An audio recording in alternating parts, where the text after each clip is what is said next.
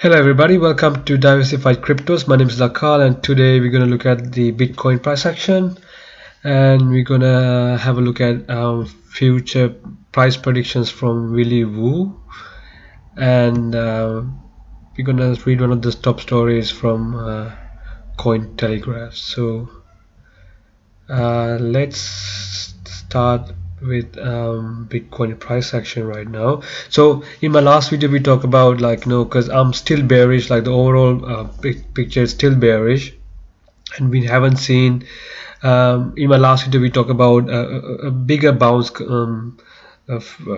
since we've seen Bitcoin near high 3000s, but unfortunately we haven't seen, like I was expecting a bigger bounce at least towards 5k. So we haven't seen that. We've seen it's going the price is going up to around 4,400 or so, 4,300, but since then we have seen another leg down towards 4,000 and right now it's trading around $3,870 or so. So still the picture, the overall picture is bearish, so I still do expect, maybe who knows, maybe another in a week or so we might see a leg up towards 5k and then we might see a bigger leg down towards towards like 2k, or worst come to worst maybe 1500, most probably around 2500, or around 2000, around 2k to 1500 or so, and just to complete this wave. So then we can come to a conclusion, okay, yeah, looks like the fifth wave has been completed, and then we might see kind of a consolidation before we start the next bull run. So this is a must, we need to see the last wave, and cheaper the price, more people can get in, so they can make a kind of a base, and we probably would be able to see a bull run from there. And this if I don't know whether you heard about Willy, this guy's been predicting the Bitcoin price correctly for a year or so. So when we were above 6,000, he mentioned a few times, looking at his charts, that we might see a leg down towards 2,500, or 3,000 or so. So according to him, he's also expecting a leg up towards 5k or 5,000 or 5,500 or so before we see another leg down towards capitulation, which is around 2,200 to 2,800 level or so. So once we get there, we might see the capitulation. We probably shake all the sellers out of the market, and then we might see a leg up towards accumulation period, where so according to him, he expect this 20-day moving average and a 20-week moving average to meet around this area, this green area, where shaded in green, accumulation area. That's where we might see Bitcoin prices consolidating before we see another leg up, or like a bull market or so. So right now, unfortunately, we're expecting to bounce up to above 5,000, 5,500, and then you might see another leg down, probably the last leg down towards 2,500 or so. And even if you look at, it confirms when you look at the Elliott waves. So it's a similar story if you look at the Elliott waves. So we are right here right now, so we expect a leg up beyond 5k, around 5,005 to 5,007 area, and then we might see another leg down. That could be the last leg down before we see a consolidation or accumulation period. So that's what he's been saying, so which I agree, it's possible that we could see it. And yeah, so this is Willy Woo. You can just go on Google and type Willy Woo, then you'll be able to see this chart. I'll put a link in this video, so you can just have a look at it. Okay, so on to Cointelegraph. So this is something bullish, like I hope this will happen, this will really go through, and so it'll be like a massive there'll be a massive pump, like massive leg up, or it's gonna create a lot of demand for Bitcoin if Nasdaq. So Nasdaq, it says that Nasdaq still intends to launch Bitcoin futures. So it'll create a lot of demand for Bitcoin if they go ahead, and may do so the first quarter of 2019, according to two people familiar with the matter.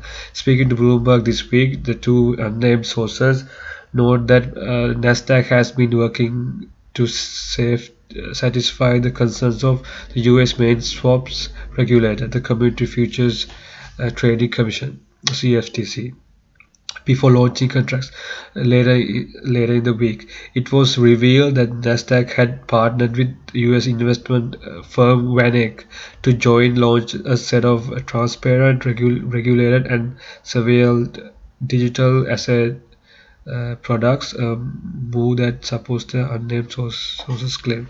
Yeah, so if they're gonna go ahead, like if they're gonna have a partnership with VanEck investment firm, that would be really bullish for Bitcoin.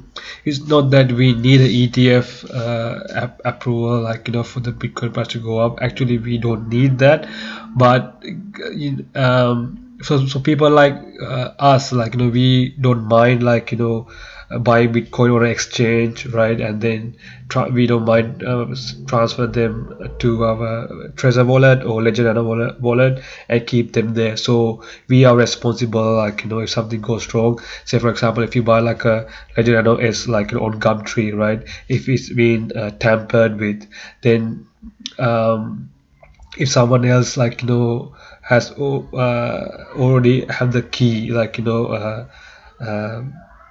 a private key to get into it, like then it doesn't matter, like you might think it's safe, like they'll probably be able to use your private key and get steal all your Bitcoin out of your wallet. So it's kind of like we take care of our Bitcoins, like so we are responsible if something goes wrong. But there are older people, like veterans out there, like they've been investing for so long, but they don't want to, like transfer Bitcoin to a Trezor wallet or Ledger Nano S wallet and keep them in the locker. They don't want to do that, like they just want someone else to manage it for them.